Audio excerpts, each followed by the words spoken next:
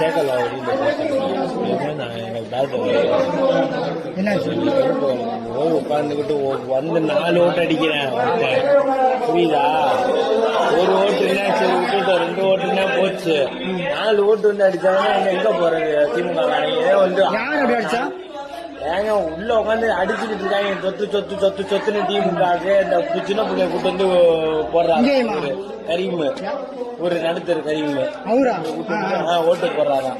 sir இங்க பாருங்க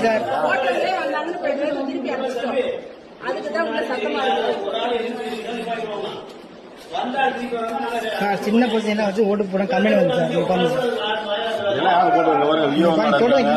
பாருங்க யாரு சின்ன பிள்ளை